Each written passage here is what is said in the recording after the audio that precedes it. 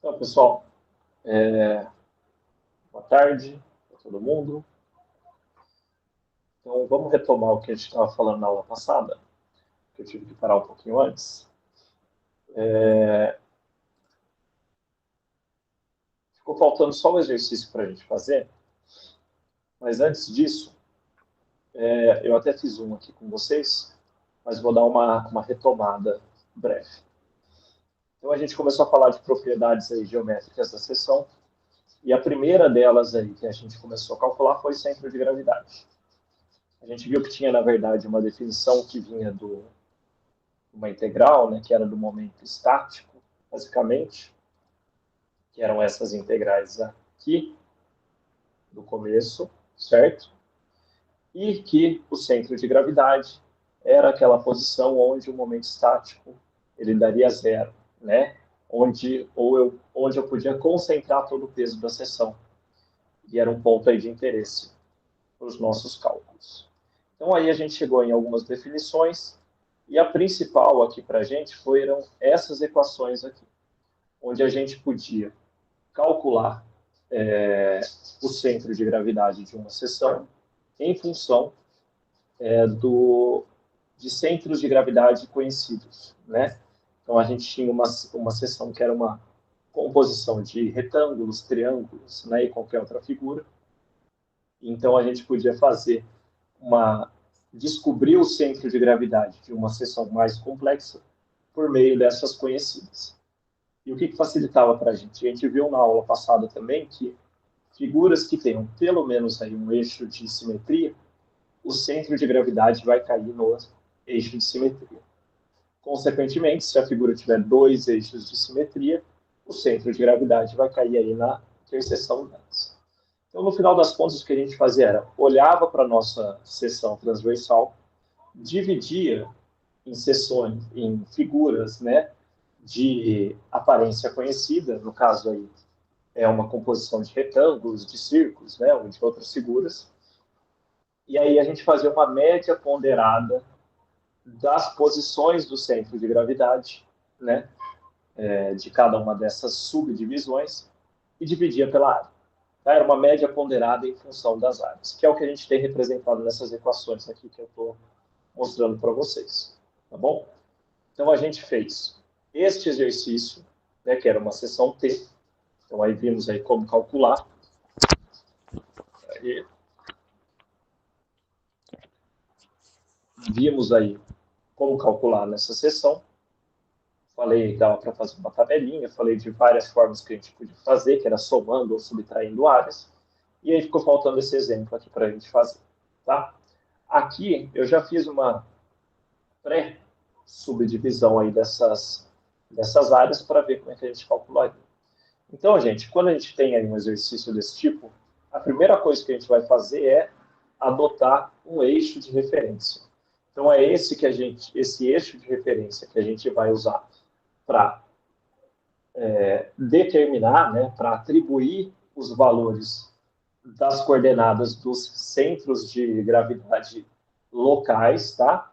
E locais eu quero dizer de cada uma aqui das subdivisões, e, consequentemente, o resultado do centro de gravidade global, né, da peça toda, vai sair em função desse eixo.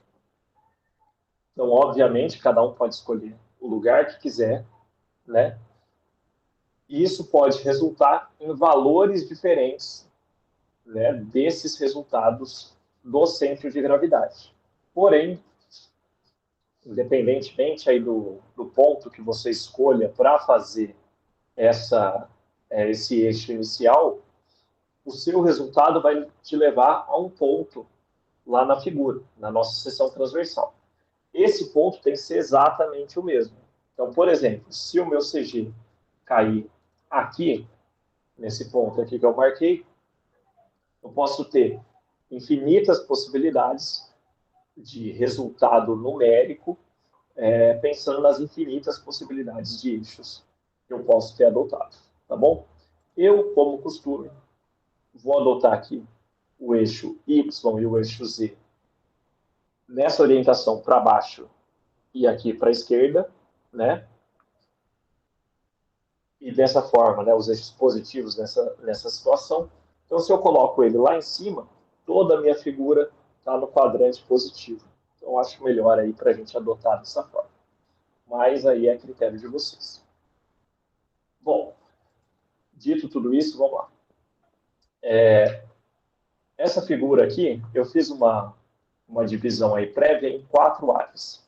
Então, S1, S2, S3, S4, e já demarquei, né, primeiro o meu eixo de referência, que é o que eu falei para vocês, que é esse vermelho, e já demarquei os centros de gravidade local, que estão aí exatamente no meio de cada uma dessas figuras aí que eu delimitei.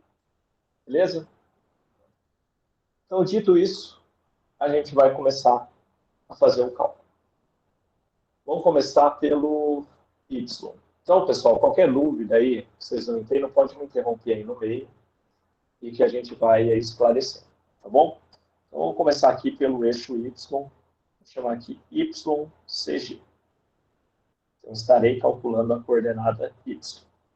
Então, a gente vai fazer essa média ponderada, tá? Então, é a coordenada Y local vezes a sua respectiva área e assim sucessivamente, tá?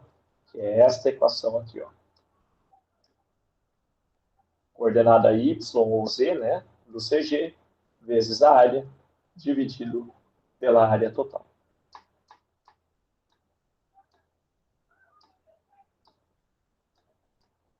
Então, vamos lá. Então, a área 1 é essa aqui do canto superior direito. Então, a coordenada Y em relação ao meu eixo de referência vai ser a metade aí do 4, vai ser o 2. Beleza? Vezes a área, que é 4 vezes 8. E é isso. Mais, agora S2, que é essa do meio. Então, a gente tem aqui, ó, 4 mais 16. Deixa eu só conferir que isso aqui estava errado no exemplo. É isso mesmo. Então, a gente tem, ó, esse meu retângulo, essa minha área S2, ele tem 20 de altura por 6 de largura. Então, a minha coordenada Y vai ser a metade, tá? Da altura, que é 10. Vezes a sua área, que vai ser 20 vezes 6. Tá bom? Então, ó, tudo que eu estou pegando é a distância daqui, tá? Do zero aqui do Y até a coordenada aqui do meu CG local. Mais, agora para a área 3. Então, é um retângulo de 6 por 10. Então, vai ser 3, a metade da altura, né? 6 vezes 10. E, por último, agora, 20. Então, aquele retângulo ali embaixo de 12 por 4. Então, a coordenada Y vai ser, ó, o 20 mais a metade aqui do 4. Então, 22. 22 vezes a área, que é 12 vezes 4. Tudo isso dividido pela área total, vai ser aí, né? 4 vezes 8, 20 vezes 6, 6 vezes 10, 12 vezes 4. Então, vamos fazer essa conta aqui. Só para eu conferir aqui com vocês, se eu não fiz nada errado.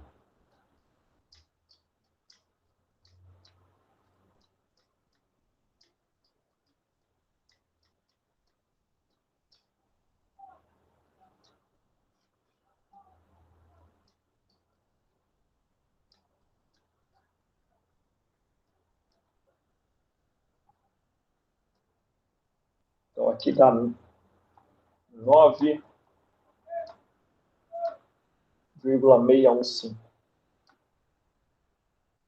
Eu não coloquei a unidade, mas é tudo centímetro, tá? Beleza? Alguma dúvida?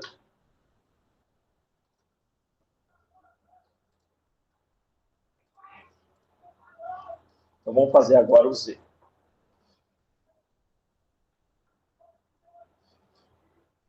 apagar aqui, mas está salvo, pessoal. Vou deixar o Y aqui embaixo.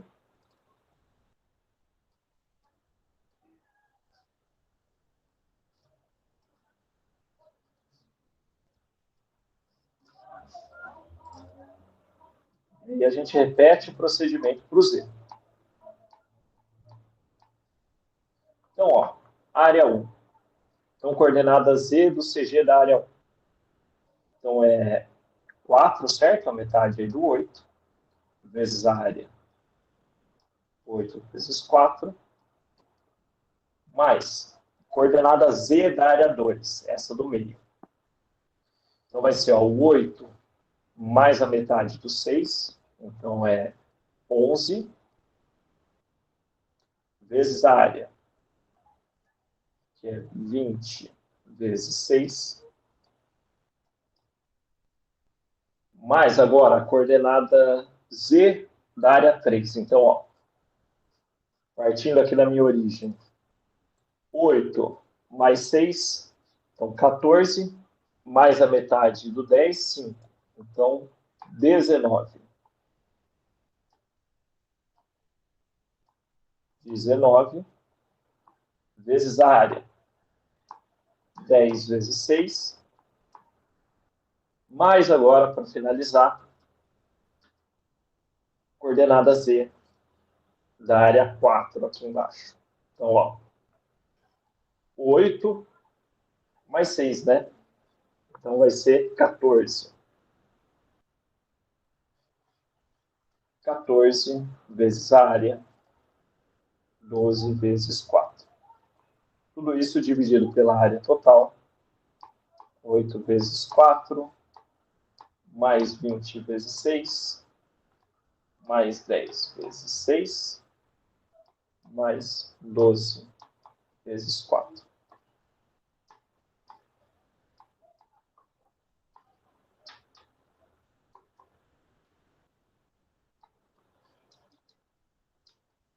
Deixa eu calcular para ver se não tem nada errado.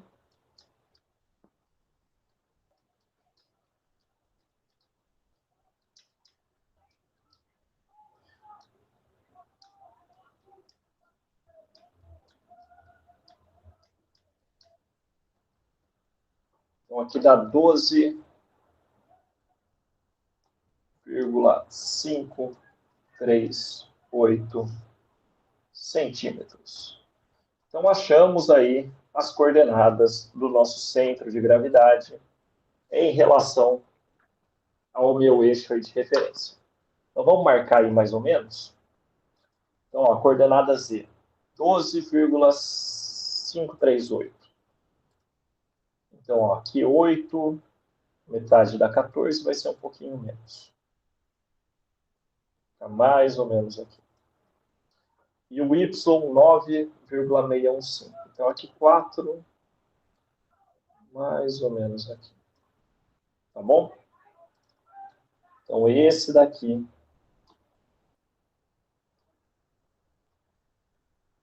seria o centro de gravidade da minha peça. Tá bom? Então, aqui, ó, 12,538. E aqui,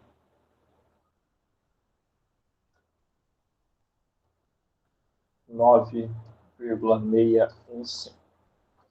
E é só isso, tá, pessoal? Então, esse daqui é o nosso procedimento para encontrar o centro de gravidade.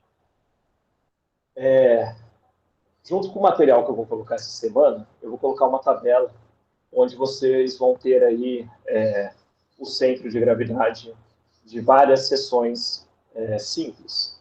Então, quadrados, triângulos, triângulo retângulo, enfim, círculo, semicírculo e outras figuras desse tipo. Então, não tem muita coisa, porque também não tem muito que a gente ficar extrapolando em cima disso, mas pelo menos é para vocês terem esses dados que vão ser úteis para vocês na hora de resolver a lista, né? Até porque essa tabela vai vir com outras coisas que vocês vão usar depois. Tranquilo? Então, assim, gente, essa etapa para o que a gente está vendo aqui é igual eu falei. é como se fosse o cálculo das reações na hora de fazer um programa de diagramas. Então, é o primeiro passo.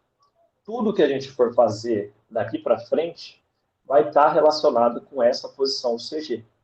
Então, se essa posição do CG estiver aí errada, né, a gente vai acabar propagando esse erro para os passos sequentes, tá bom? Então, é uma continha simples, vocês viram aqui. Vamos prestar bastante atenção na sessão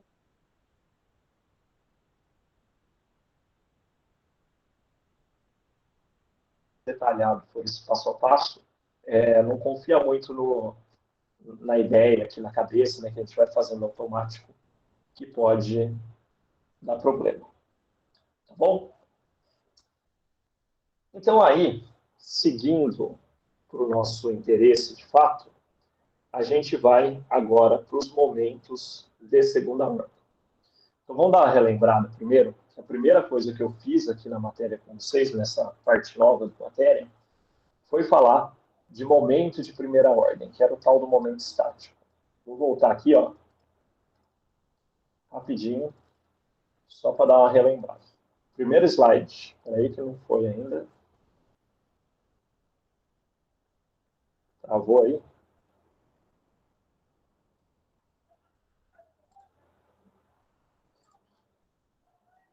Pronto.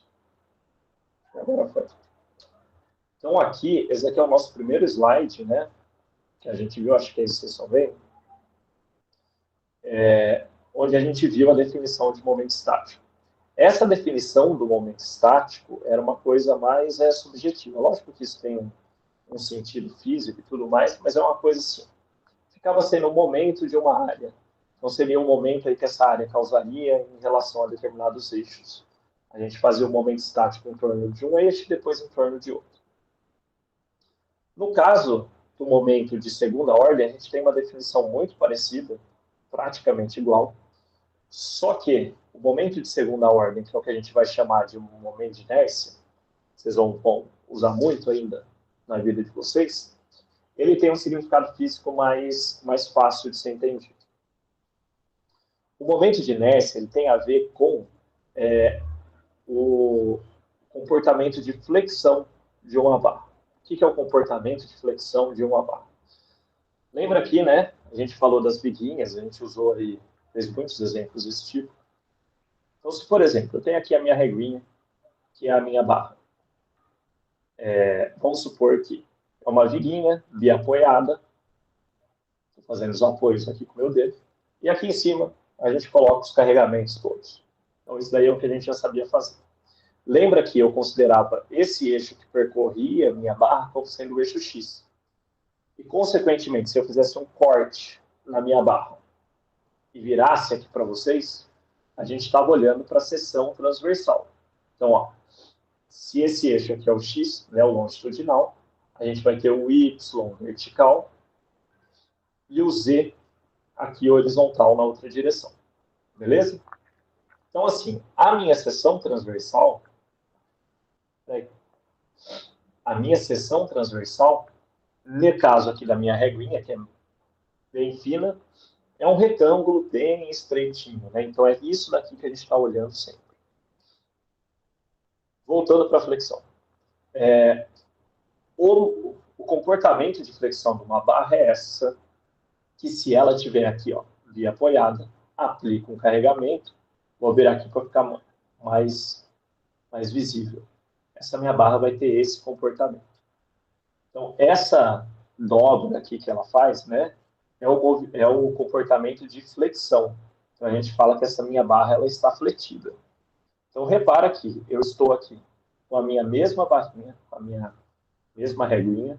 Se eu tentar fazer esse mesmo movimento que eu estava fazendo, mas nessa outra direção aqui, repara que é mais difícil, né? É quase imperceptível. Ela está aí tendo uma barriguinha bem suave. Só que ela é quase imperceptível, diferentemente do que se eu tentar fazer na outra direção. Tá? É o mesmo movimento de flexão, porém em direções diferentes. Dá para notar aqui, né, que a gente tem um lado que é mais difícil do que o outro. E essa dificuldade de realizar esse movimento, né, esse comportamento de flexão, essa deformação por flexão, tem a ver exatamente com esse parâmetro de momento de inércia. Na verdade, ele pode ser quantificado por meio desse parâmetro de momento de inércia. Ou seja, né, a gente vai calcular em direções diferentes. Tem uma explicação mais completa que vocês vão ver lá em resistência dos materiais, né, que é a matéria aí em seguida que vocês vão fazer, de como aí analisar qual direção tem maior momento de inércia ou menor, mas a gente consegue aí quantificar exatamente essa dificuldade de um lado e a facilidade do outro de um momento de inércia maior ou menor, tá bom? Então, assim, só para situar vocês do que vocês estarão calculando daqui para frente. E o que vai me resultar aqui, um momento de inércia maior significa que ele é mais difícil de fazer esse movimento, enquanto que o menor ele é mais fácil, tá bom?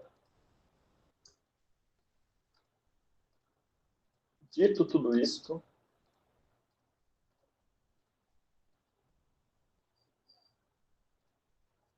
voltamos aqui. Então, a definição de momento de inércia ela é bem simples até. A gente vai partir de novo daquela minha seção genérica, tá bom? Eu vou colocar ela aqui.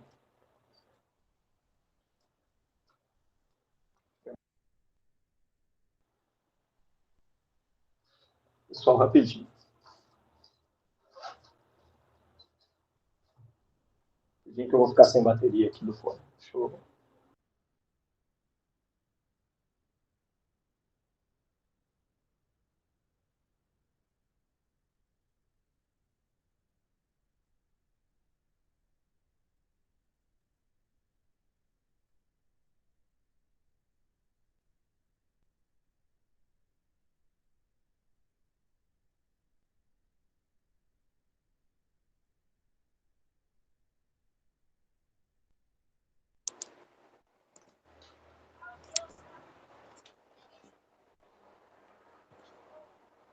Pronto.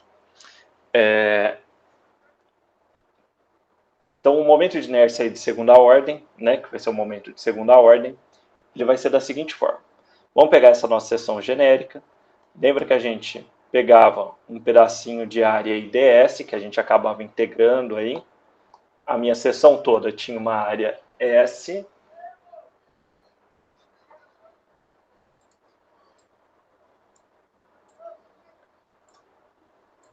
E aqui a gente antes fazia, né, momento estático em relação ao eixo Z e o eixo Y. Aqui a gente vai mudar a nossa notação da seguinte forma. A gente vai ter o IZ, que é o momento estático, um momento de inércia em relação ao eixo Z, que vai ser a seguinte equação.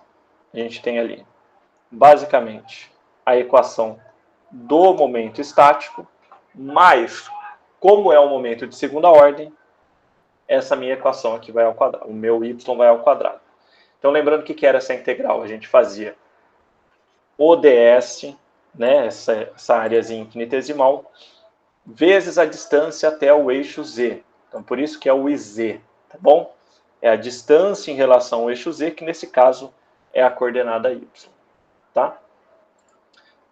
Depois, a gente tem também o momento de inércia, o IY, que é basicamente a mesma coisa, só que com a variável Z. E aqui a novidade também é que a gente vai ter o IYZ, que é o que a gente vai chamar aqui de produto de inércia. Então reparem que aqui ó, a gente tem alguma coisa, o momento de inércia ele vai ser distância ao quadrado vezes área, que também é distância ao quadrado. Então a gente tem a nossa unidade do momento de inércia, vai ser distância à quarta. Então vai dar uns números assim, grandes. Então aí a gente mantém essa a dimensão disso tudo, só que o produto de inércia vai ser aí a multiplicação dos dois. Agora vocês vão falar, nossa, mas esse povo fica inventando, né, esses parâmetros, nada a ver. da integral de não sei o que ao quadrado para nada. Obviamente, né, gente, ao longo dos desenvolvimentos aí matemáticos da área, eles notaram que para o comportamento mecânico dessas peças, haviam parâmetros, né, que eram comuns unicamente à geometria e que eles poderiam aí ter exatamente um nome específico e que tenham aí um significado específico, tá bom? Então não foi assim, alguém resolveu aí fazer uma integral ao quadrado de uma área e viu que usava para alguma coisa. Beleza? Então é assim, essa daqui é a nossa definição e a partir disso é o que a gente vai começar a calcular agora. Então, igual a gente fez na parte de centro de gravidade, o que a gente vai fazer aqui é deduzir as equações para o momento de inércia para figuras simples. Por quê? Porque depois, a partir disso, a gente vai usar para desenvolver casos mais complexos, que é o que a gente vai querer aqui. Então, o mais simples que a gente vai começar aqui vai ser o nosso retângulo de base D, altura H, que a gente tem trabalhado aí bastante. Então, nesse caso, a gente já sabe onde é que está o centro de gravidade, certo? E aqui a gente vai ter aí uma convenção que vai ser mais explícita mais para frente, quando vocês estiverem entendendo o comportamento mecânico mesmo das peças e ver o que acontece, né, em relação aí às tensões e deformações e tudo mais. Mas para a gente, né, esse significado de o quão fácil ou quão difícil é da gente ter esse tipo de deformação, de flexão na nossa barra, ele faz sentido, né, e ele é relativo a esses parâmetros de momento de inércia, mas calculados com o eixo no centro de gravidade da minha seção. Então, esses que são importantes para o meu problema. Então, eles que vão descrever melhor e vão ser usados nas futuras equações e detalhamentos aí que vocês vão ver para frente, tá? Então, o nosso interesse vai ser sempre calcular os momentos de inércia considerando o eixo no centro de gravidade. Lembra que eu falei lá no começo da aula até hoje, dependendo da posição que você coloca esse eixo, a gente pode ter resultados numéricos diferentes e a gente tem resultados numéricos diferentes. Seja ele para o momento estático, ou para o CG, e aqui também para o nosso momento de inércia. Tá? Então, de novo, foco é calcular o momento de inércia da minha seção toda, da minha seção, no CG, com o eixo localizado no seu CG. Nesse caso, como a gente está falando só de um retângulo, né, o CG está aqui no meio e bom. Então vamos lá. Vamos ver como é que a gente calcularia. Vou colocar aqui a equação do momento de inércia em relação ao eixo Z. Então, a integral na área do y ao quadrado ds. Tá bom? Essa é a minha definição. Então, lembra como é que a gente tinha feito aí para resolver esse problema. Deixa eu só fazer uma coisinha antes aqui.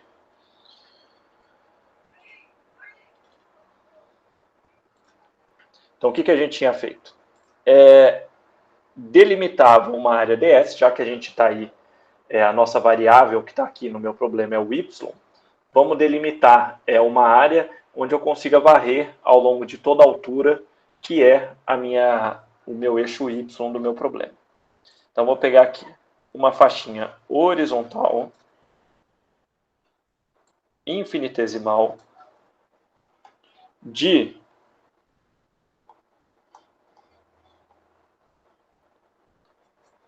alturazinha by e base e largura b, certo? Então, isso daqui é o meu ds. Tá, peraí.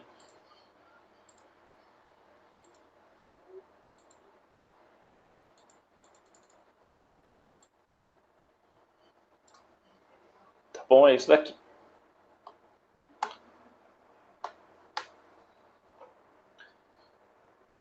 Então, aqui eu iria substituir o ds por b dy. E agora, como a minha integral está só em função de y, vou varrer ao longo de toda a minha seção. Como o meu eixo, né, como a minha origem está ali no centro de gravidade, os meus limites de integração, vocês concordam, vai de menos h sobre 2, que é lá em cima, até h sobre 2, que é lá embaixo. Fazendo, né, resolvendo essa integral, eu vou ter, ó, y ao cubo, tá assim, b y ao cubo sobre 3, calculado aí de menos h sobre 2 até h sobre 2. Então, continuando aí o desenvolvimento, eu vou ter, ó, b sobre 3. Bom, y ao cubo, né? Então, se eu fizer h sobre 2 ao cubo, vocês concordam que vai ficar h ao cubo sobre 8. Faço primeiro aí com positivo, menos. O menos h sobre 2 ao cubo vai ficar menos h ao cubo sobre 8. Bom, menos com menos vai ficar mais, né? Então vai ficar h ao cubo sobre 4. 4 vezes 3, 12. Então, ó, b h ao cubo, 4 vezes 3, 12. Então, essa daqui, gente, é a equação do momento de inércia em relação ao eixo z de um retângulo de base vezes altura b e h. Tá bom? E essa é uma equação. Esse bh ao cubo sobre 12 é uma coisa aí que vocês têm que guardar. Tá? É tipo aquele PL2 sobre 8 da parábola na hora da gente fazer diagrama. Então, assim, guardem esse valor. Beleza? Então, vamos fazer agora o IY. Então,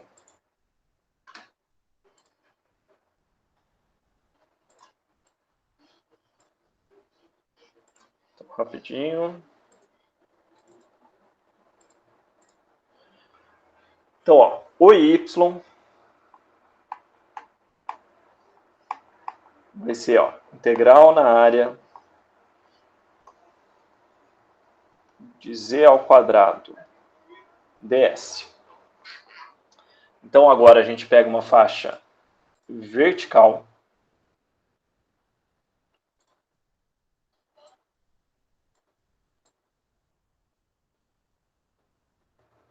Que eu vou desenhar aqui. Onde aqui é o dz e a altura h. E esse daqui é o meu ds.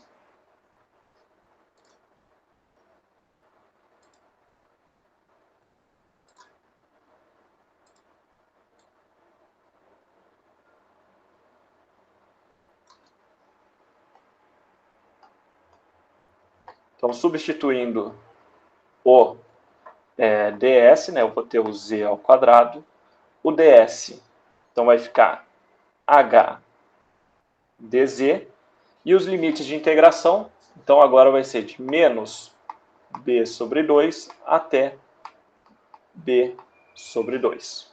Tá bom?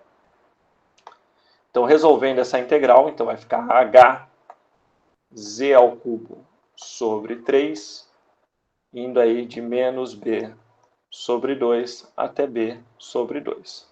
Então, de novo, né, gente? É basicamente a mesma coisa, só que agora com o b e o h trocado.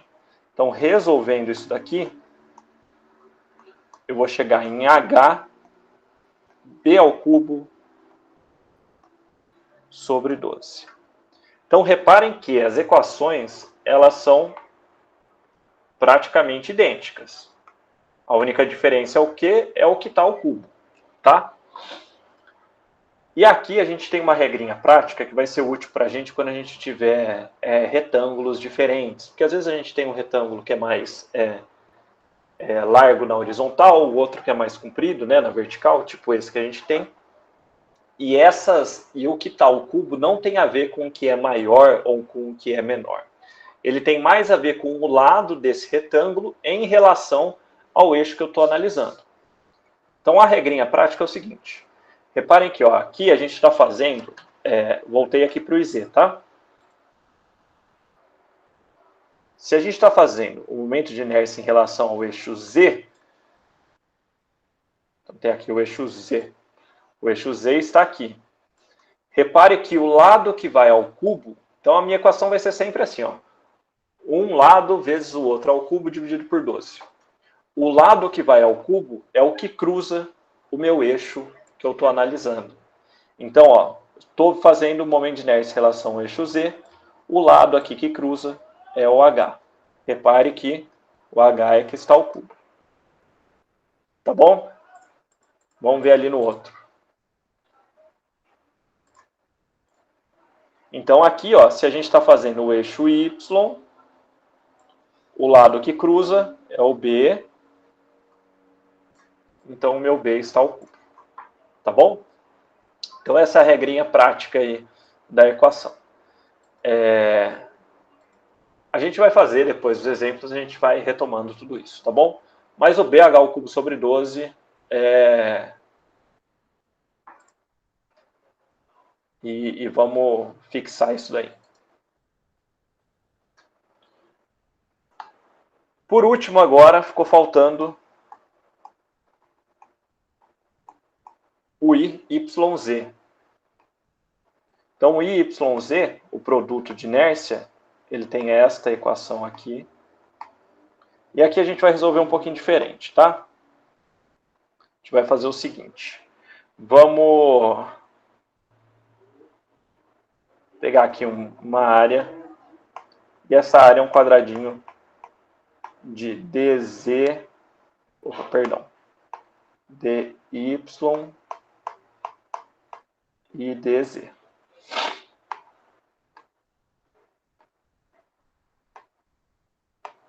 Então, eu vou dividir em duas integrais, de dz e aqui dy. E os meus limites de integração, bom, vou colocar aqui primeiro z, vai ser menos b sobre 2, até b sobre 2. E aqui menos h sobre 2, até h sobre 2. Bom, como a gente está fazendo aí uma integral dupla, vamos resolver primeiro a variável z. Então, se a gente está resolvendo uma integral com a variável z, a y é como se fosse uma constante, e aí ela sai do meu problema. Então, vou deixar aqui a integral de y, que tem estes limites, e fazendo aqui a integral de dz, ficar z ao quadrado sobre 2, de menos b sobre 2 até b sobre 2 dy. Então, só para ajudar a visualizar melhor, foca nisso daqui, na resolução dessa parte aqui da integral. A integral do z dy, que ficou z quadrado sobre 2.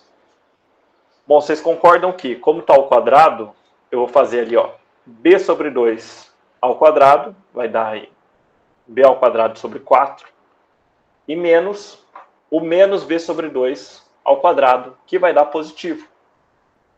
E aí, um menos o outro. Isso daqui, dá zero.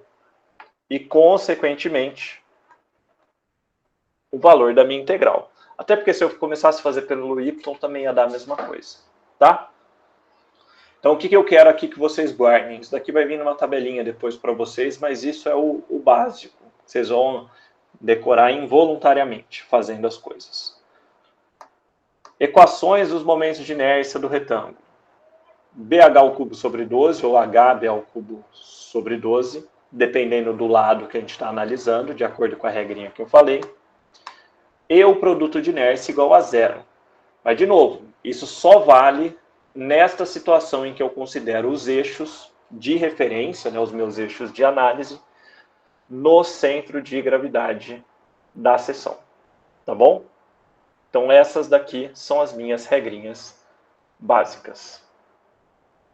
Beleza?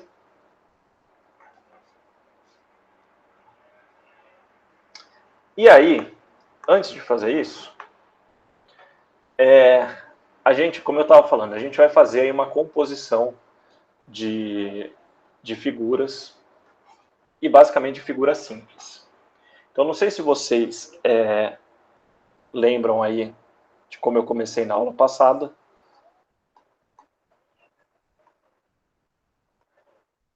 Aqui rapidamente, tá? Só porque é uma representação aí mais simples. Então, a gente tinha uma figura, e a partir dela, né, eu vou ter aí várias áreas que eu estou supondo aí conhecidas. S2, S3 e S4. Tá? Cada uma dessas áreas eu tenho um centro de gravidade local conhecido. E da minha seção toda eu tenho um centro de gravidade total. Tá? Como eu falei para vocês, o interesse físico, né, e como, não é nem o interesse físico, as nossas barras, né, todo o comportamento da flexão vai ser em função desse centro de gravidade, né, e esses parâmetros, em função do centro de gravidade global da peça toda. Então, não é interessante para mim esses momentos de inércia de cada uma dessas áreas, supondo conhecidas, supondo aí que S1, S2, S3, S4 fossem retângulos, em função às suas respectivas, seus respectivos centros de gravidade. Então, o interessante seria eu estar sempre calculando o momento de inércia dessas áreas, mas em função o momento de inércia dessas áreas, mas em função a esse eixo. Então, na verdade, a hora que eu fosse calcular a minha integral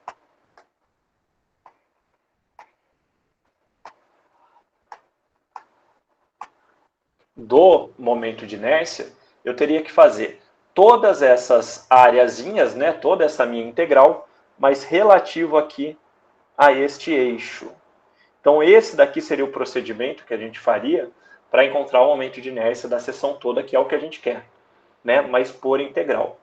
O que a gente vai fazer aqui é o seguinte: do mesmo modo que a gente fez lá para o centro de gravidade, onde a gente conhecia, né, tinha uma peça mais complexa, mas subdividia em peças mais simples, no nosso caso retângulo, né, que foi só o que a gente fez até agora, subdividia em peças mais simples e utilizava os valores dessas peças mais simples para fazer o cálculo da peça total. A gente vai fazer aqui a mesma coisa. Então, só que aqui a gente vai fazer o seguinte: a gente vai partir desses momentos de inércia conhecidos, né, que são os locais, que é lá do retângulo, né, do retângulozinho aqui, do retângulozinho do outro aqui. Só que a gente vai fazer uma mudança de variável, né, e uma transformação que seria para o cálculo nessa posição do CG. Então, pessoal, o que a gente vai fazer aqui? Tá? Para a gente ficar aí na mesma página. A gente vai olhar para esse sistema aqui, que seria uma figura, uma seção qualquer, onde o centro de gravidade... Entendam essa minha seção aqui, essa minha batata, como se fosse uma das subdivisões que eu fiz da figura, tá bom? E vamos supor que eu conheço os momentos de inércia aqui em relação a esse meu eixo Z barra e o eixo Y barra, tá? Só que eu quero calcular esses novos momentos de inércia dessa minha peça, só que agora em relação a esse meu eixo Z e Y. Então, na verdade, o que eu vou estar fazendo aqui é uma mudança de variável que vai resultar numa mudança de eixos de referência, tá? Eu vou fazer aqui o desenvolvimento para ir depois a gente caminhando aí nessa transformação para vocês verem. Então, o jeito que a gente vai fazer é o seguinte: vou pegar dentro dessa minha área um pontinho P que está marcado ali, tá vendo? Este ponto P, eu posso descrever ele, assim como eu descrevia lá o centro de gravidade, de diversas formas, dependendo do eixo que eu estou analisando. Então, por exemplo, se eu tenho primeiro esse ponto P em relação ali, esse meu eixo Z barra e Y barra, vocês concordam que ele vai ser descrito em função das coordenadas desse meu eixo Z barra e Y barra. O que eu quero dizer com isso? Bom, a coordenada desse ponto P em relação aos meus eixos barra, né, o Z barra e Y barra, que é esse que está localizado no CG, tá? É basicamente isso, ó. Isso daqui é Z barra, tá? Eu já vou escrever ele ali. E isso daqui é Y barra.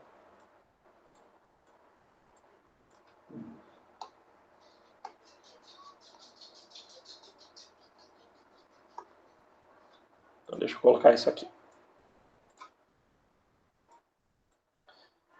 Então, Z barra e Y barra.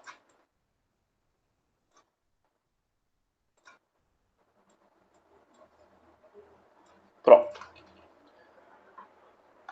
Agora, se eu for escrever as coordenadas aí desse mesmo ponto, mas agora em função do meu eixo, esse que está para fora, esse meu eixo ZY, então ele vai ser um par de pontos aí ZY, que na verdade é a distância, né, desse ponto até a minha origem, que é o que eu vou desenhar aqui agora.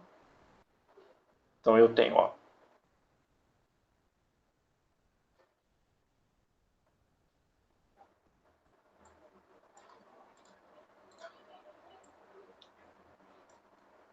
essa daqui seria a minha coordenada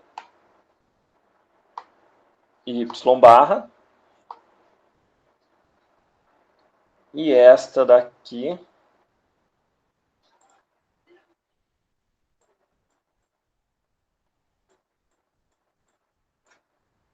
barra não, perdão. Coloquei um barra de tanto falar. Seria a coordenada Y e a coordenada Z.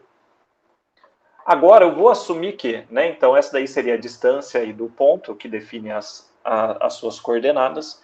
Agora eu vou supor que, e isso vai ser um dado do nosso problema, que eu conheço a distância entre esses dois eixos. Então, por exemplo, a distância entre o eixo Z e o eixo Z barra, né, que são eixos horizontais, é uma distância aqui vertical. Então, vou supor que eu conheço essa distância e vou chamar ela aqui. Deixa eu ver o nome que eu dei. Isso daqui eu vou chamar de D. E eu também conheço a distância entre os eixos Y, que no caso, né, o Y e o Y barra, e aqui que eu vou chamar de de C. Eu vou colocar aqui.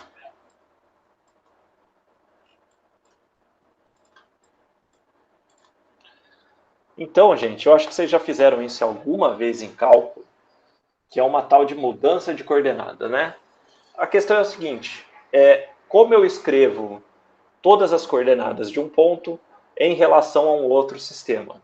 Então, por exemplo, a minha coordenada Y, essa em relação ao meu eixo externo, ele pode ser descrito da seguinte forma, a partir da coordenada Y barra e somando a distância D entre elas.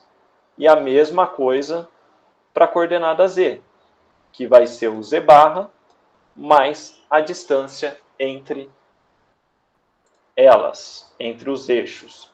Então, de novo, ó, pensem na coordenada aí do ponto mesmo. A coordenada do ponto P no sistema aqui externo, né, o sem barra, ele vai ser a coordenada pelo sistema barra mais a distância entre eles. E a coordenada aqui do Z, é a coordenada do Z barra mais a distância entre eles.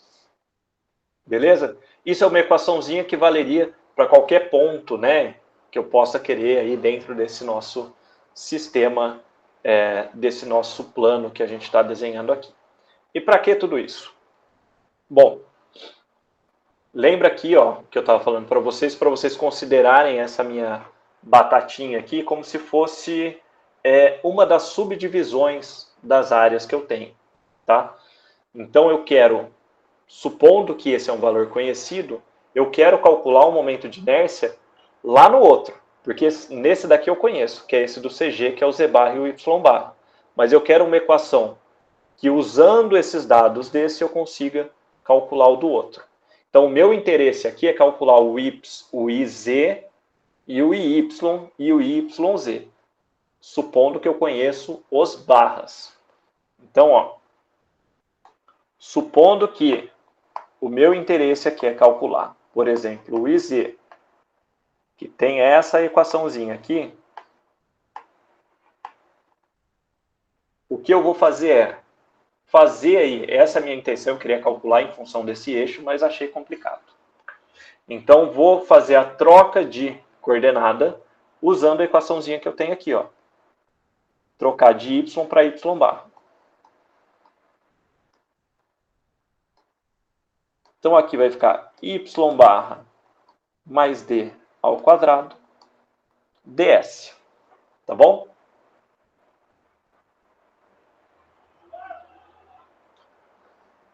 Com isso, o que eu vou fazer agora? Vou desenvolver aplicar esse ao quadrado e vou separar as minhas integrais aí na sua respectiva, nas somas. Então, ó, vai ficar. Primeira integral vai ser o y barra ao quadrado. Então, integral na área de y barra ao quadrado ds. Mais 2 vezes um vezes o outro, né? 2 vezes, já vou até tirar o 2, y barra d ds, e mais agora o d ao quadrado. Então, integral na área do d ao quadrado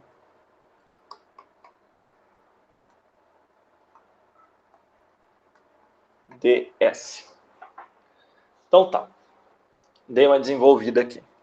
Agora vamos parar, analisar um pouquinho cada um deles.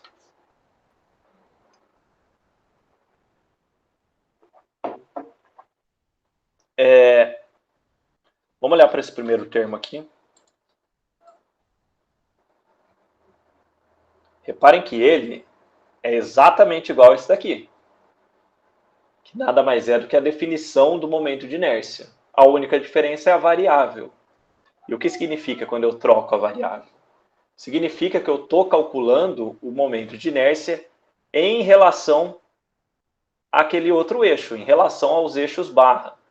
Então, a integral na área do y barra ao quadrado ds nada mais é do que o momento de inércia em relação aqui ao meu eixo z barra. E supondo que isso daqui é um valor conhecido, né? Vamos supor que ele é a nossa areazinha ali, não é uma subdivisão, vamos supor que é um retângulo. Então, isso aqui é um BH ao cubo sobre 12, um HB ao cubo sobre 12, algum desses. Agora, esta é a minha segunda integral.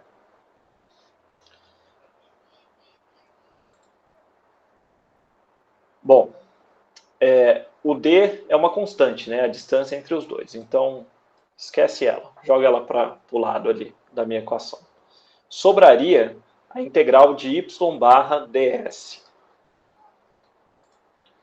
E o que é isso?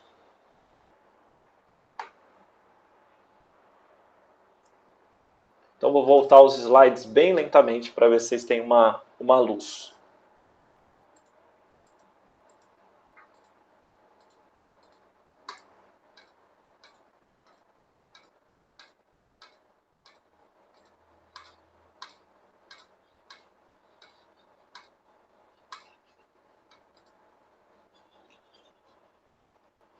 Bom, isso, né, a integral de uma variável vezes o ds, esquece as constantes ali, né, o d e o 2, foi lá para fora. Então, essa integral ele é um momento estático do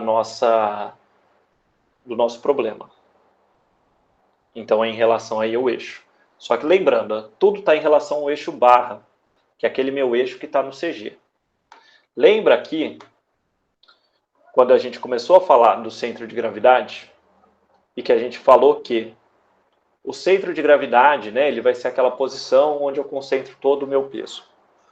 Acontece que, quando a gente tinha a nossa seção ali simétrica, que é esse caso que eu estou mostrando aqui para vocês, a gente tinha o momento estático que dava 0. Então, se eu calculasse o momento estático em relação a um eixo de simetria, ele dava 0.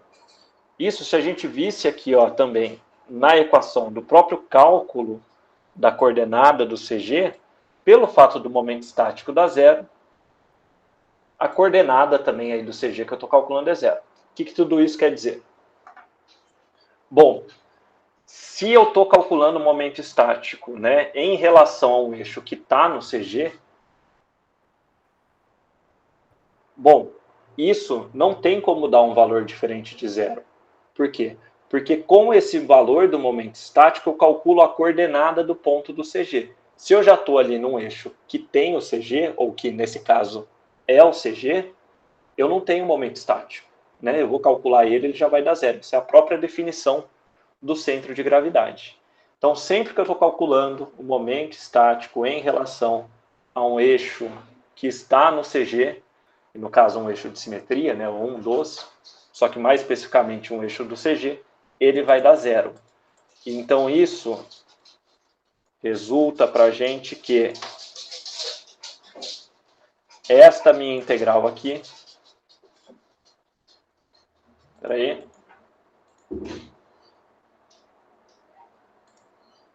esta minha integral aqui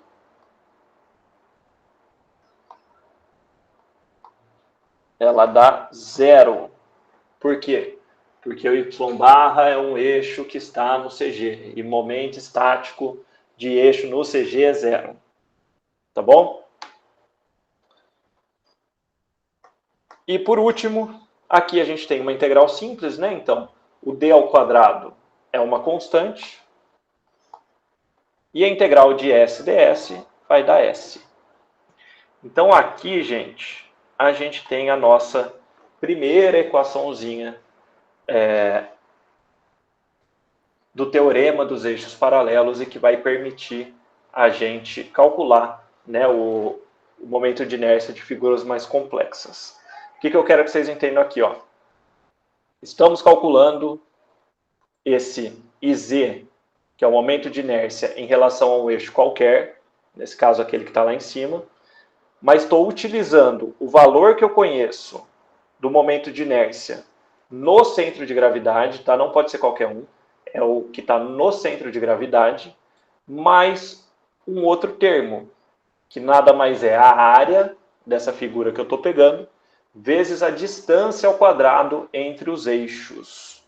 Então, vou voltar aqui na figura para a gente ver. Então, ó, é o momento de inércia em relação a esse eixo, vai ser igual a este, mais essa distância ao quadrado, vezes a área. Então, vocês entendem que agora eu não preciso calcular, fazer pela integral por esse eixo dessa figura? Então, que isso simplifica muito aí para a gente os nossos cálculos. Tá bom?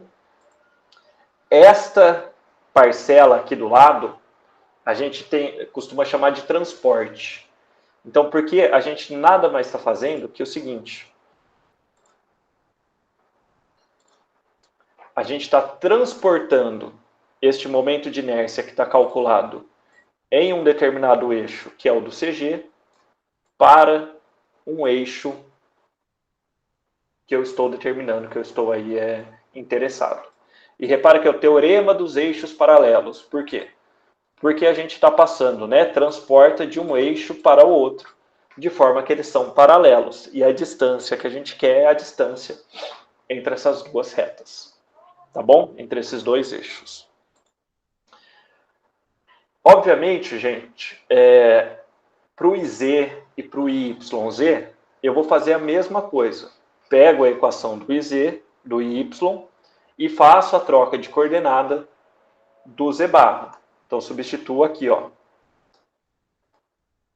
essa equaçãozinha aqui. Não vou fazer todos aqui, tá? Porque eu acho que vocês entenderam o procedimento, né? Ou é exatamente igual isso daqui, só que aqui em vez do Y é o Z, em vez do Z é o Y, e aqui em vez do Y é o Z. Tá bom? Então, com isso, a gente chega nas 3 equações aí que vocês vão usar para o transporte, tá? Isso a gente está fazendo para uma área, mas isso é uma coisa que vai ser cumulativa de acordo aí com todas as equações aí que a gente tiver. Então, ó, o iz barra mais d ao quadrado s, e y, o y barra mais c ao quadrado s, e o produto de inércia, que é o YZ, vai ser o produto de inércia barra, e agora aqui é a multiplicação dos dois, tá bom? Lembrando que, ó, a equação do produto de inércia, ele era isso daqui.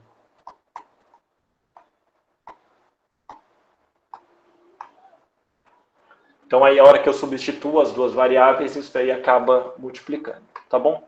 Geralmente, eu faço tudo isso em aula, tá? Mas aí, para a alegria de vocês, aqui acho que não tem necessidade.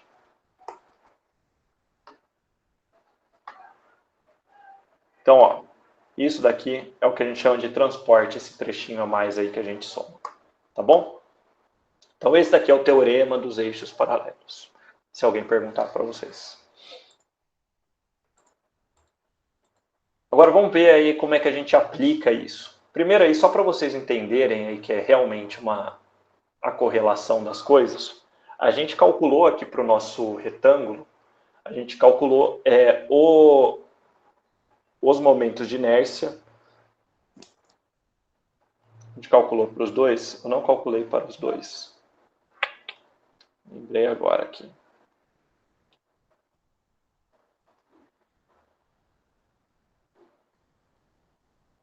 Tá.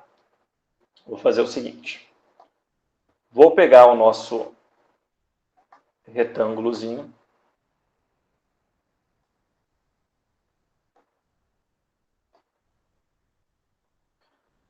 Aqui a gente sabe, né? Esse daqui é os nossos eixos barra.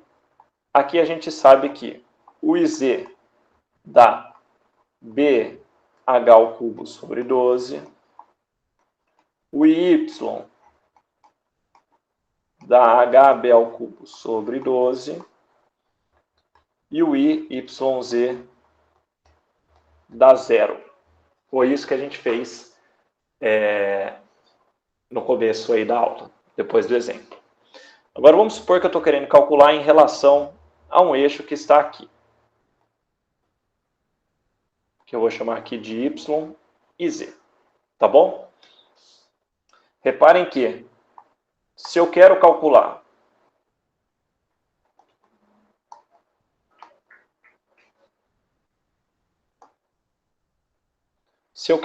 o IZ, por exemplo, ele vai ser da seguinte forma. Eu vou ter que pegar o momento de inércia IZ barra em relação ao CG, mais aqui aquela distância ao quadrado vezes a área.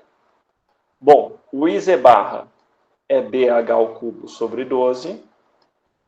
Tá? Lembrando que o H vai ao cubo porque estou falando do IZ. O lado que cruza aqui é a altura que é H. Agora, mais esta distância entre os dois eixos ao quadrado. Então, ó, estou transportando do eixo Z barra para o eixo Z. Então, eu tenho que olhar para esta minha distância aqui, que é o H sobre 2, certo? Que é metade aí da minha altura. Então, vai ficar mais H sobre 2 ao quadrado vezes a área, que é B vezes H, certo?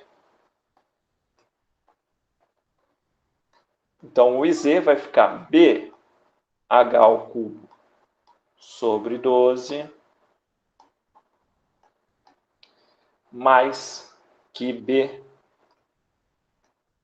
ao cubo sobre 4.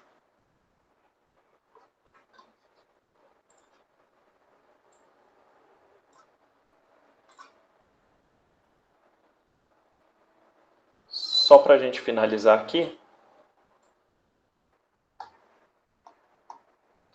Então, fica, ó, BH ao cubo sobre 12 mais 3 BH ao cubo sobre 12, 4 BH ao cubo sobre 12, e aqui BH ao cubo sobre 3. Então, gente, este resultado aqui de BH ao cubo sobre 3 seria o resultado que eu teria de momento de inércia se eu tivesse aplicado a minha equaçãozinha da integral, mas considerando esse eixo verde aqui. Basicamente, o que muda são os nossos limites de integração, né? Quando eu estou aqui nesse meu eixo H, nesse meu eixo do CG, o limite de integração que a gente usou é de menos H sobre 2 até H sobre 2.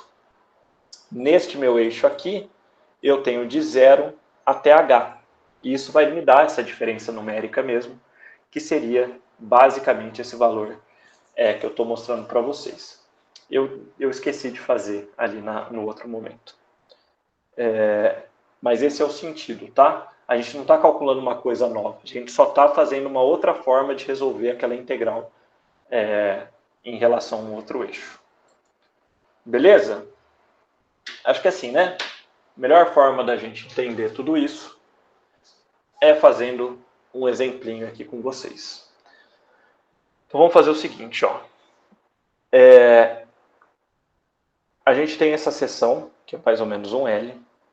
A gente primeiro tem que calcular o centro de gravidade dessa seção, porque depois a gente quer calcular os momentos de inércia em relação a um eixo localizado neste centro de gravidade que eu vou ter calculado. Vamos fazer o seguinte, só para a gente padronizar as coisas. Vamos fazer esta subdivisão aqui.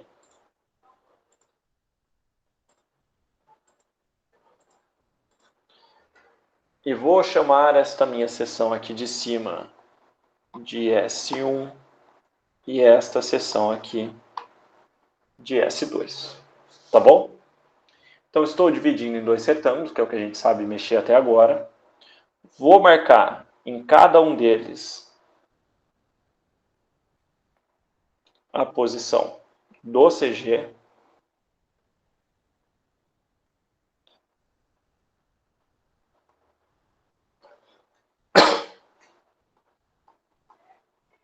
Espera aí, deixa eu desenhar aqui do lado para transportar.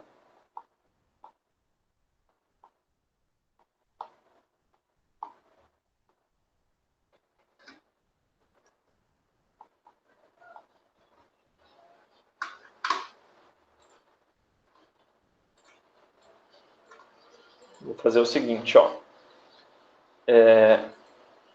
E aí é interessante, eu não consigo fazer aqui com tanto detalhe por causa da ferramenta aqui, tá, gente? Mas é interessante na hora de vocês fazerem aí o esquema, vocês colocarem também os índices, tá? Isso relacionado a cada uma dessas áreas que a gente tem. Então eu vou ter um eixo Z1 Y1 e aqui Z2 e Y2. Imaginem que aquilo lá é um 2. Então aqui, ó, localizo exatamente no CG dessa área e aqui também exatamente no CG da outra área que está lá na união dos dois eixos de simetria. Como eu falei, né, para a gente começar o problema, a gente vai ter que adotar um eixo Z e Y de referência, que eu costumo colocar aqui.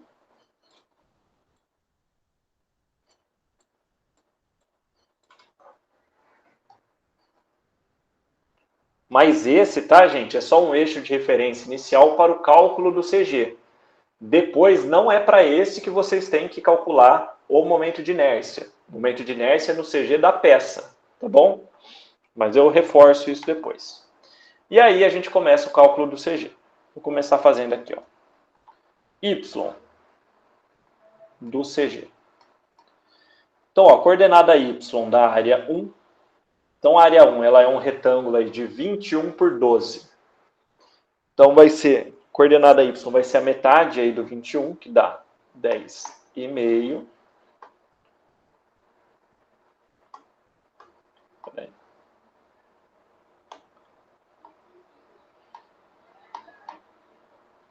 10,5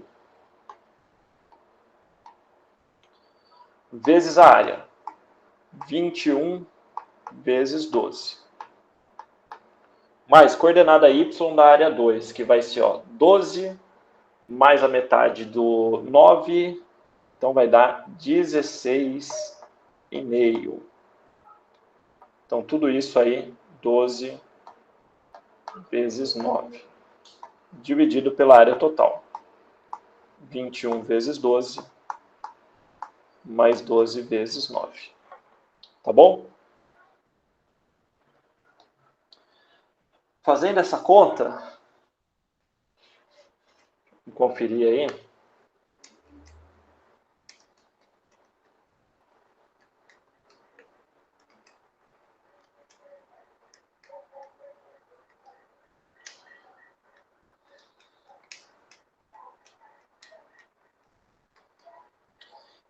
Então, o y dá 12,3 centímetros.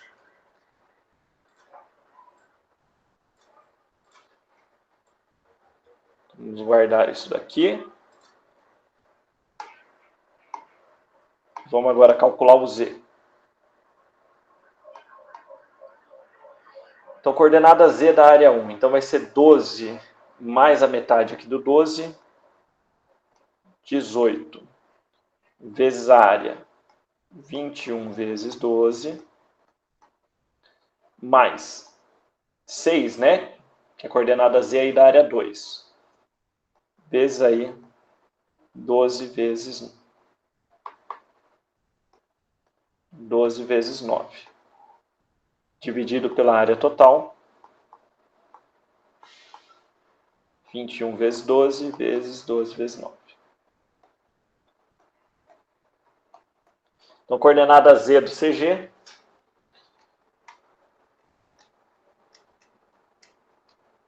Seis vezes 12 vezes 9.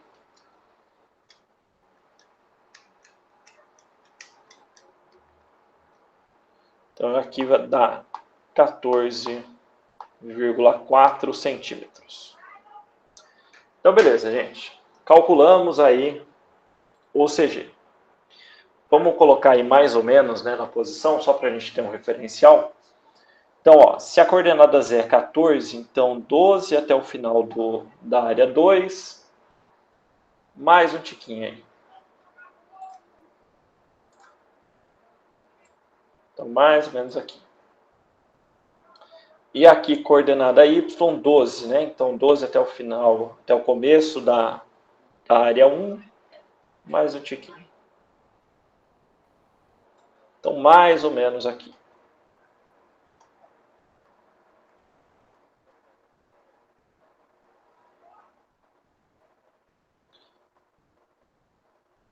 Então, este daqui é o centro de gravidade da minha seção.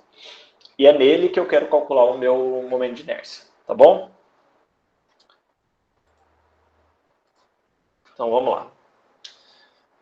Deixa eu fazer o seguinte.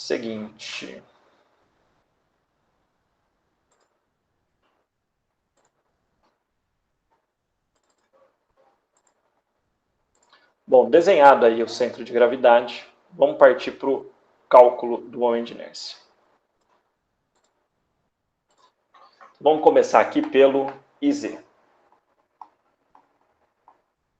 Então, gente, agora para ficar atento mesmo, é só para a gente não ter aí muitas variáveis. Esse Z agora que a gente está falando é este Z aqui, peraí. De novo,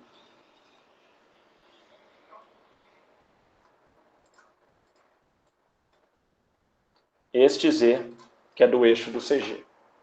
Então, a gente vai fazer da seguinte forma, utilizando os momentos de inércia conhecidos e áreas conhecidas. Então, a gente vai usar o IZ1 barra, então, o momento de inércia da área 1 em relação ao seu CG, então, o retângulozinho 1, mais o transporte, que eu vou chamar aqui de D1 ao quadrado vezes S1, então, a distância entre os eixos ao quadrado vezes a área, da área 1, E aqui o IZ2 barra mais o D2 ao quadrado, S2. E, gente, e assim sucessivamente. Quanto mais áreas você dividir, você vai ter que somar essa parcela de cada uma delas. Lembra que eu falei na aula passada que tinha a possibilidade da gente fazer subtração, né? Poderia pegar uma área maior e tirar outra. Isso vai acontecer em figuras que a gente tem buracos e tudo mais. Então é só uma questão de você somar tanto o momento de inércia quanto o transporte ou subtrair tudo. Então cada parcela ali é relativo a um desses retângulos. Então vamos lá. Então, ó, o IZ. Então agora, o momento de inércia do retângulo 1 em relação ao CG. Então o retângulo 1 é aquele que tem, ó, 21 de altura, 12 de largura. Beleza? Então, ó, o Z é o eixo horizontal. Então lembra que a equação era BH ao cubo sobre 12 ou ao contrário. Então o lado que vai ao cubo é aquele que cruza o eixo que eu estou analisando. Então, estou analisando o eixo Z, certo? Então, o lado que cruza é o 21. Então, vai ser 21 ao cubo vezes 12 dividido por 12, que é da equação. Então, vou colocar aqui, ó. Eita, peraí. 21 ao cubo vezes 12 dividido por 12. Certo?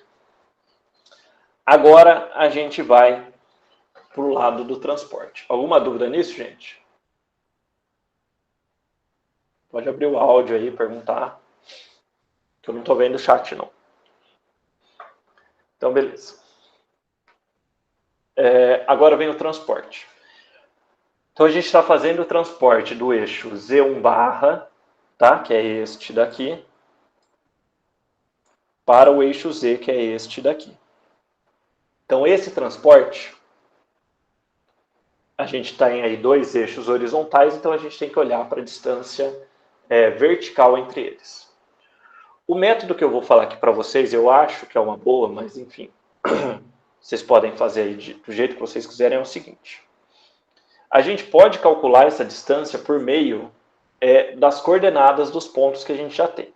Vocês vão ver que vocês vão resolver aí o problema numa folha, né, quando vocês forem resolver, e vai estar lá as coordenadas do CG que você usou para calcular, né, essas contas aqui que está na tela, e logo abaixo você vai começar a fazer o momento de inércia. Então vocês concordam que se eu quiser saber esta distância aqui, ó, entre os dois eixos horizontais, é só eu fazer a coordenada de um eixo, a coordenada vertical, menos a coordenada do outro. E eu vou aconselhar vocês a fazerem sempre assim, ó, a coordenada do local menos a coordenada do global. E já eu falo por quê. Tá bom? Então vamos fazer assim, ó. Vamos pegar a coordenada vertical do CG1, tá? Que está até aqui, ó. E detalhe. E eu tenho tudo isso em relação a esse meu eixo de origem, tá? Então ali, estou pegando esses dados em relação a esse eixo de origem só porque são os dados que eu tenho, acho que é mais fácil da gente analisar, mas a gente quer essa distância entre os dois. Então, ó, coordenada de Z1 barra, que é coordenada vertical do CG1, que é o 10,5, menos a coordenada do CG, que é o 12,3. Beleza? Aí a gente consegue pegar a distância vertical entre esses dois pontos, que é o que a gente quer. Então vai ficar assim, ó. 10,5 menos 12,3 ao quadrado vezes a área área S1, que é 21 vezes 12. Então é isso para a área 1. Agora a gente refaz aí para a área 2. Então a gente tem, ó, a área 2. Esse retângulo de 12 por 9. De novo, eixo horizontal aqui que é o que eu estou calculando. Então, o lado que vai ao cubo aqui é o 9, que é o que cruza o eixo Z. Então vai ficar, ó, 9 ao cubo vezes 12 sobre 12, mais agora o transporte. Então vamos pegar, ó, coordenada y do CG2 menos a coordenada do CG. Então, ó, coordenada y da área 2 menos o do CG. Então vai ficar, ó, 16,5 menos 12,3 ao quadrado vezes a área, que é 9 vezes 12. E é isso, gente. Então, assim, como vocês podem ver, muito número, né? Então, aqui vocês não estão fazendo integral, não estão fazendo nada assim além. São operações básicas, tá bom? Mas que, né, a gente sabe. Pode aí confundir. O que eu vou fazer é o seguinte, vou dar uma leve desenvolvida nesses valores. O que eu acho interessante para vocês, até para, como tem muito número, vocês até conferirem, né, em questão aí de estar resolvendo tudo isso, vão apresentando os resultados para cada um desses termos, tá bom? Às vezes você vai lá e bate tudo seguindo na calculadora, você, em vez de colocar 21 aqui, você só bateu 2, 1 não bateu direito. Então faz assim, ó, faz tudo por partes, né? E vai desenvolvendo na equação, que eu acho mais interessante até para você conferir. Então a gente vai ter, ó, 21 ao cubo, 9.261. Aqui no transporte eu vou fazer o seguinte, antes de calcular tudo. Vocês concordam que 10,5 menos 12,3 dá menos 1,8. Eu vou manter esse menos 1,8 aqui. Já falo para vocês por quê. Vezes a área, 21 vezes 12. 252. Mais o 9 ao cubo, 729. E aqui o transporte é a mesma coisa. 16,5 menos 12,3 vai dar mais 4,2 ao quadrado, vezes a área, 9 vezes 12, que dá 108. Então, só dei uma desenvolvida um pouco, tá? Então, gente, por que eu falei que é importante vocês fazerem? Não é o único jeito, tá? Importante vocês fazerem essa distância aqui, em função aí das coordenadas, dos pontos, e mais especificamente fazer o local menos o global. Porque aqui a gente sai com esses sinais aqui. Para o IZ não importa, nem para o Y. Por quê? Essas distâncias eles estão ao quadrado. Então o IZ e o Y eles têm que dar resultados positivos. E eles vão dar resultado positivo sempre. Tá? Só que essa distância negativa e positiva ela tem um significado. Lembra que agora a gente está fazendo tudo em relação a esse meu eixo que está no CG. Então essa minha distância entre os eixos Z, que é essa distância aqui vertical, repara que ela dá menos 1,8 porque ela está no sentido negativo desse meu eixo Y do CG, que é esse meu de origem agora, que é o que importa. Enquanto que o 4,2 está aqui para baixo, para o sentido positivo, né, do meu eixo Y positivo. Então reparem assim, ó. Você até pode olhar para o desenho, em vez de fazer um menos o outro, lá para eu ver ali, essa distância deu 2. Para o IZ e para o Y não importa. Você pode só botar o valor e não pensar no sinal. Acontece que no IYZ, no produto de inércia, essas distâncias elas não vão ao quadrado. Elas vão multiplicadas uma pela outra. Então, nesse caso, o I e Y ele pode dar negativo, e essas distâncias e os seus sinais, né, seus sentidos aí basicamente, são significativos. Então, o ideal é, já que você está olhando para essa distância na hora que você está calculando o IZ, você precisa olhar para ela, é mais interessante que você faça logo no começo, para depois pensar nos sinais. A gente vai fazer mais, tá? Isso é só uma indicação aí de como a gente vai fazer, mas a gente vai fazendo aí para vocês pegando esse jeito, tá bom? Fazendo tudo isso, o meu IZ, neste caso aqui, deixa eu conferir aqui o valor mesmo. Alguém quer falar alguma coisa?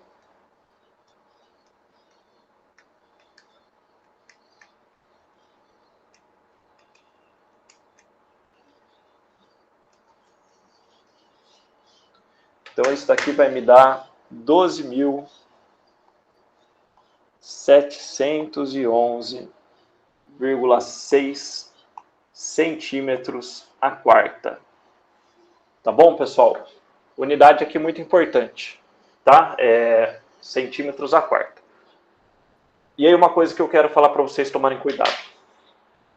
Bom, primeiro que assim, né? Na hora que você está fazendo não só os momentos de inércia, né? Então ele já é dH ao cubo sobre 12. Então uma distância vezes outra ao cubo, então por isso que dá a quarta.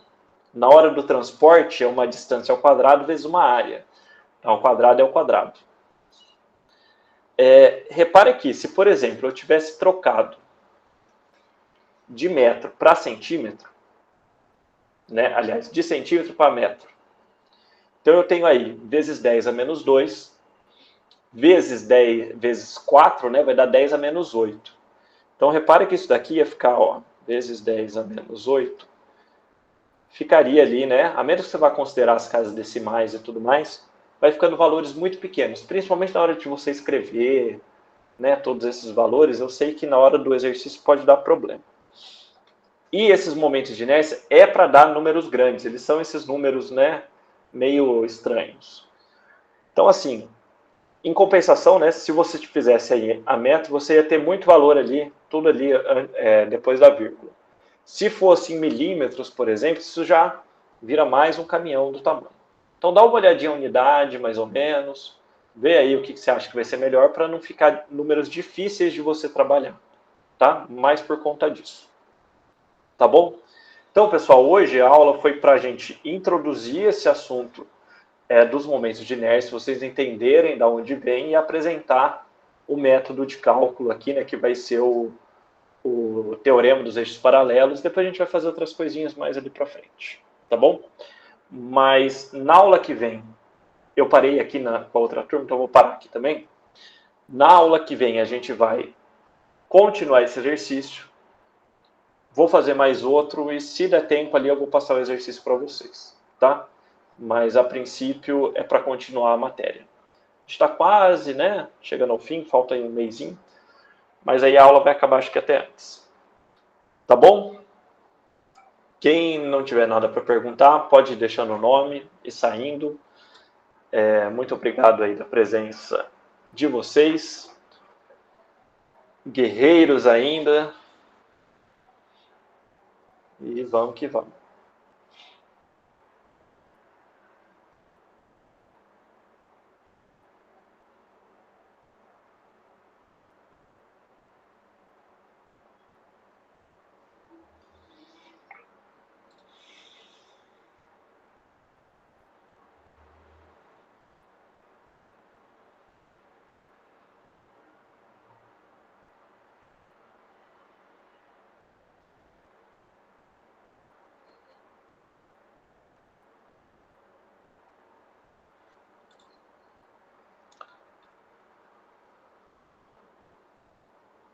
Ô, Pablo, sim, tá?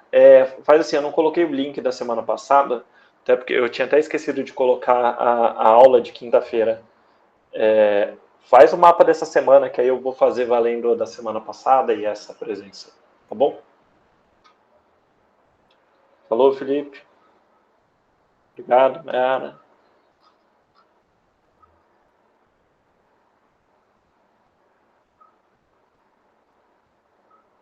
Bom descanso para vocês aí. E até quinta.